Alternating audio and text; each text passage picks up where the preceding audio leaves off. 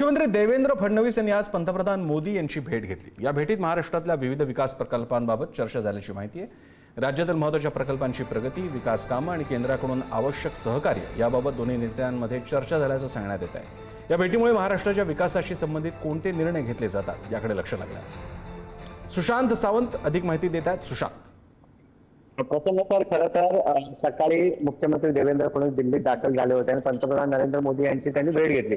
अर्थात आपण जर बघितलं असाल तर सुरुवातीला हा दौरा कुणालाही सांगितला गेला नव्हता आणि अचानक देवेंद्र फडणवीस यांच्या ट्विटवरून एक फोटो देवेंद्र फडणवीस आणि पंतप्रधान नरेंद्र मोदी यांचा आला आणि त्यावर लिहिण्यात आलं की महाराष्ट्रातील विविध जे विकास प्रकल्प सुरू आहेत केंद्राच्या माध्यमातून त्याचा आढावा पंतप्रधान नरेंद्र मोदी यांनी घेतला। मात्र आपण जर प्रसन्न बघितलं असाल तर येत्या काही दिवसांमध्ये केंद्रीय मंत्रिमंडळ विस्तार आहे आणि एकनाथ शिंदेचे शिवसेनेतील श्रीकांत शिंदे असतील त्यांची केंद्रीय मंत्रिपदी वर्णी लागेल अशी शक्यता वर्तवली जात होती।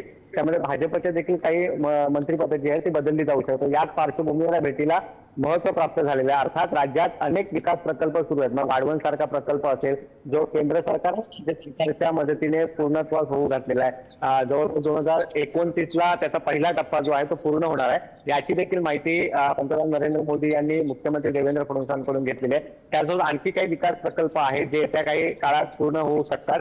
त्या पार्श्वभूमीवर आजची बैठक ही जी आहे ती महत्वपूर्ण मानली जाते। मात्र हे असताना दुसरीकडे केंद्रीय मंत्रिमंडळ विस्तार, राज्यात होऊ घातलेला राज्य मंत्रिमंडळ विस्तार असेल त्यासोबत केंद्रात काही महत्वपूर्ण बदल म्हणजे काही महामंत्री देखील बदलले जाऊ शकतात अशी माहिती मिळते। संघटनात्मक बदल जे आहेत ते येत्या काळात भाजपमध्ये मोठ्या प्रमाणात होऊ शकतात। या पार्श्वभूमीवर या भेटीला महत्व प्राप्त झालेलं आहे। प्रसन्न सर, धन्यवाद सुशांत, तुम्ही दिलेल्या या माहितीबद्दल।